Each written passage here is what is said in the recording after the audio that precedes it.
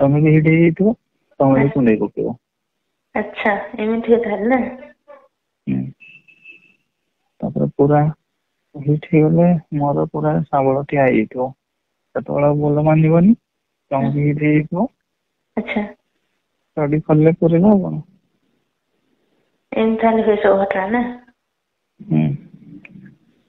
ଆଉ ଯୋଉ ସେଟା ଯୋଉ ଚାଟା ଚାଟି କରନ୍ତି ସେଟା ତ ଆହୁରି ପତଳା ଜିନିଷ, ସେଟା ଆହୁରି ପତଳା ଲାଗୁଥିବ ଅସନା। ଯୋଉ ବିହାରୀ ଚଟଣି। ହଁ ହଁ ବିହାରରେ ଚାଟନ୍ତି, ବାଣ୍ଡକୋଇ ପାଟିରେ ପକାନ୍ତି। ଛି ଛି। ବଟ୍ ମୁଁ ଆଜି ପର୍ଯ୍ୟନ୍ତ ଚାଟିନି। କରିଛ? ନା। ଆଚ୍ଛା ଖାଲି ମୋର ଗାର୍ଲଫ୍ରେଣ୍ଡ ଯାଇଥିଲା, ତା ଅପନ କରିକି ଦେହରେ ଖାଲି କିସ୍ କରିଛି କିନ୍ତୁ ଚାଟିନି। ଆଚ୍ଛା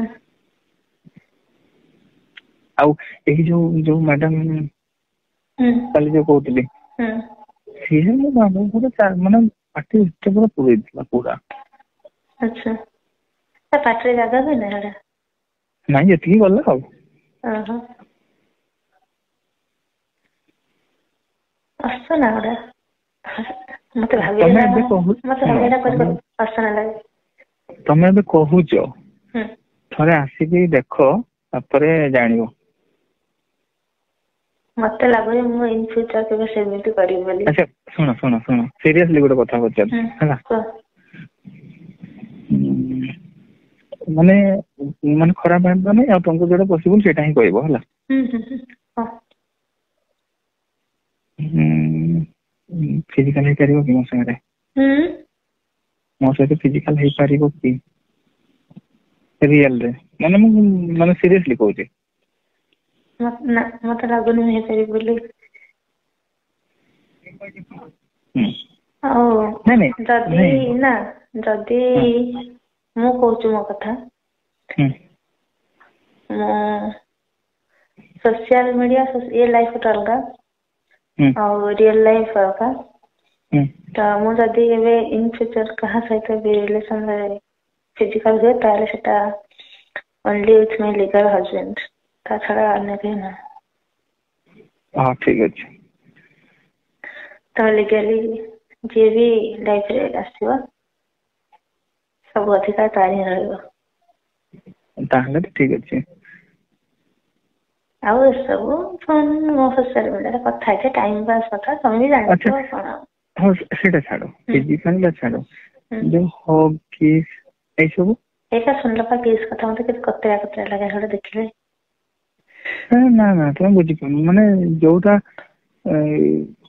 ଭିଡିଓରେ ଯୋଉ ଦେଖୁଛ ସେଇ ଟାଇପ ର କିସ୍ କଥା ମୁଁ କହୁନି ହେଲା।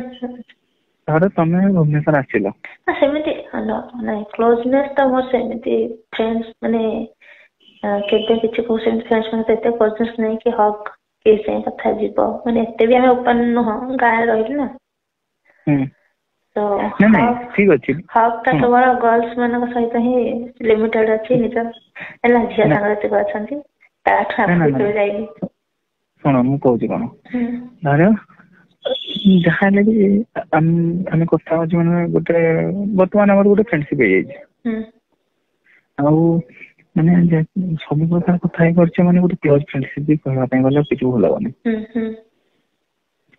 ତମେ ଧର ଆସିଲ, ଭୁବନେଶ୍ୱର ଆସିଲ, ଦେଖାହେଲା ହେଲା, କୋଉଠି ବୁଲିବା ପାଇଁ ଗଲେ, ଧର ପାର୍କ ବୁଲିବା ପାଇଁ ଗଲେ କି କୋଉଠି ବୁଲିବା ପାଇଁ ଗଲେ, ବସିଥିବା ଭିତରେ ତମ କାନ୍ଧରେ ହାତ ପକେଇବା କିମ୍ବା ବସରେ ଧରିବା ଆଉ ଜଷ୍ଟ ଗାଲରେ କିସ୍ କରିବା, ଏସବୁ ମତେ ମୁଁ ଭାବି ପାରୁନି, ସେ ଟାଇମରେ ଜଣାଯିବ, ଦେଖାଯିବ।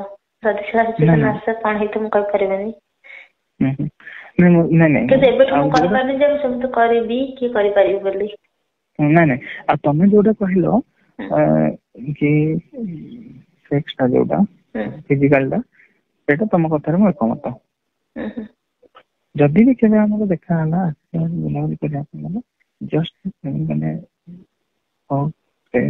ଆଉ ମାନେ ଅଟୋରେ ମୁଁ ଜାଣିପାରିଲି ଅଲିଭ୍ କିସ୍ ତମର ପସନ୍ଦ।